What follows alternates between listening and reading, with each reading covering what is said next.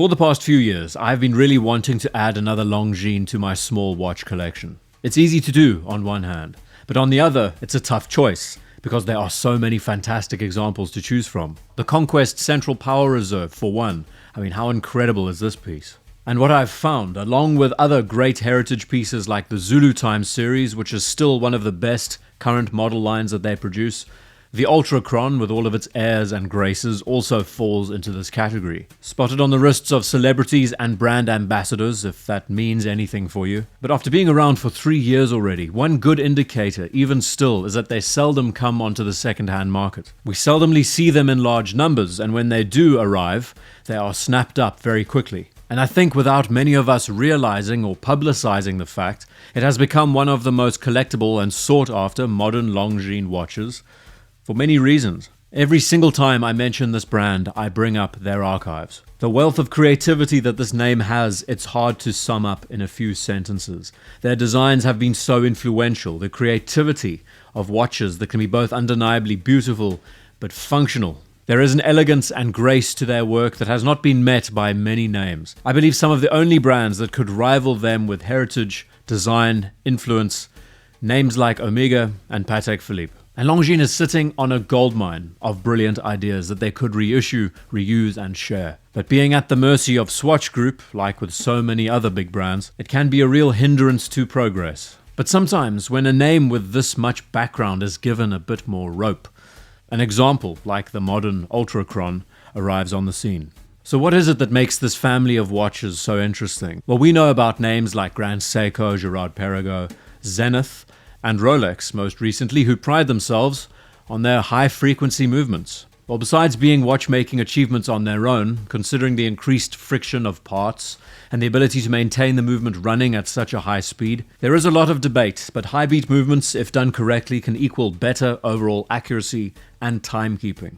And it's also a nice technical detail for a lot of us nerds to talk about, but it could also be seen as a gimmick, which we will get into later. The beauty of the high frequency or the high beat movement is that the sweep of the seconds hand is as smooth as silk. And when it comes to using a chronograph for recording precision markers, it's far better to determine the finer details. Now, the history of high beat Longines watches dates back quite a long way. Some would say that they were the pioneers in this field, dating as far back as 1914, which is crazy to think about. And by the 1930s, they used this technology in pocket watches during the Olympics to determine tenths of a second. A lot of time passed, almost 40 years, but to celebrate Longines' 100th anniversary, they introduced what we now know as the Ultra-Chron, but in layman's terms, the Ultra-Chronometer. And it coincided right around the time in the late 1960s where all the major manufacturers were trying to outcompete one another. Who could create the first automatic chronograph? Who would be the first to be given to NASA? And who could create the most reliable high-beat performance watch? Anyway, the Ultra-Chron was Longines' last take on their modern high-beat movements. 36,000 vibrations per hour, 5 hertz, all of that jazz. What's even more interesting though, which I had no idea about, this collection only lasted for 6 years. And I would imagine it coincided very neatly into the 1970s, where mechanical movements were being phased out. The Accutron was introduced.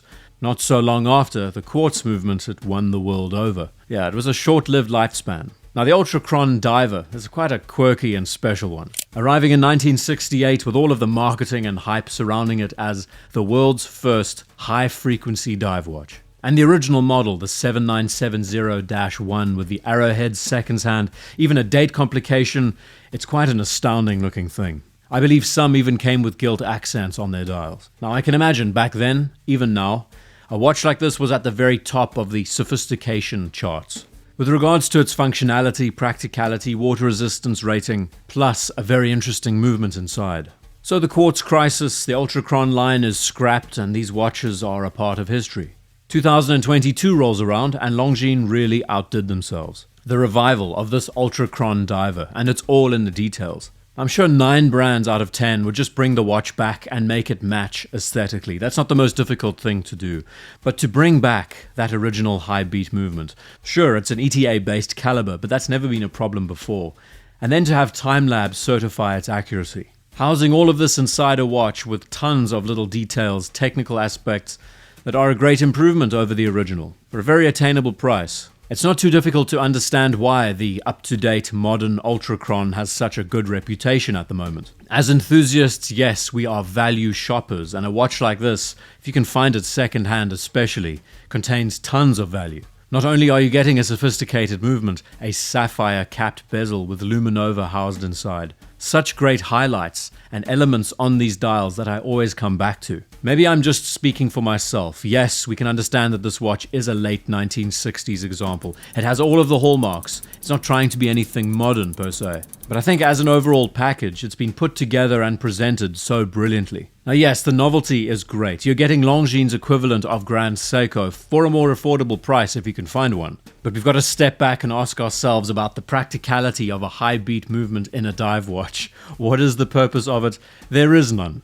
If there is a watch out there that least deserves a high beat caliber, it's probably a dive watch. Because whether you're using it as a tool or not, there is no real need for the function. So where Longines was celebrating the fact that they produced the first high-frequency dive watch, no one was really asking for it in the first place, but I digress. But 2 years after the arrival of this reissue, 2024 into 2025, so we see the Ultra-Chron Carbon. And this is where things get really interesting. This is why I wanted to make this video. For the brand to take what they learnt with the original steel dive watch, transferring that into a more tactical looking, stealthy option, where simplicity takes center stage with a watch that now bears the Ultra-Chron name. I've got to say that I really enjoy this combination, and I'm not the only one. Similar to how Tudor has addressed the Pelagos FXD.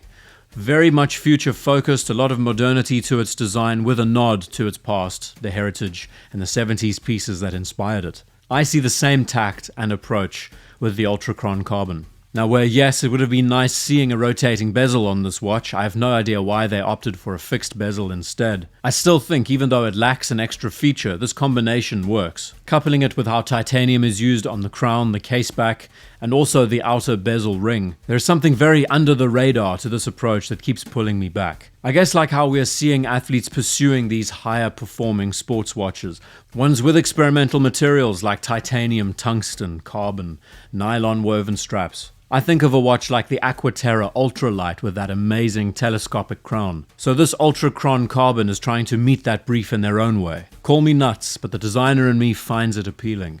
And I think it's the melding between the old and new design inspiration, the high-frequency movement, and the case material. Now yes, there are drawbacks to these watches, namely the sizes. 43mm in diameter, and just under 14mm in thickness. That will turn away so many people, and if they were to adjust these sizes and dimensions, I think it would change the playing field a lot. And even for its larger size, this watch weighs in the ballpark of about 80 grams on the wrist, so it's practically weightless. But looking to the detail and the design on the dial, the use of type, how the applied Ultra-Chron logo matches the flying wings of the Longines logo. It's just such a sophisticated looking watch, and it's no longer one that's entirely heritage inspired, but something that is transitioning into the modern era. So am I the only one here who thinks that these watches have been sort of slept on, but are also greatly appreciated by an underground community out there? If we were to say, look at a brand like Blancpain, sapphire cap bezel, similar diameter, depth rating, dive watch, considering all the things that these pieces are supplied with, is it fair to say that these are objectively great watches for what you are getting? Not only a feat of impressive watchmaking by a Swatch Group, but a faithful callback to an older design that works in today's context. What do you think about the Ultra-Chron, and do you believe that it's a watch that Longines should expand further? If the Carbon is the latest standard, I look forward to seeing where they go next. Thank you for taking the time to watch this video. See you in the next one.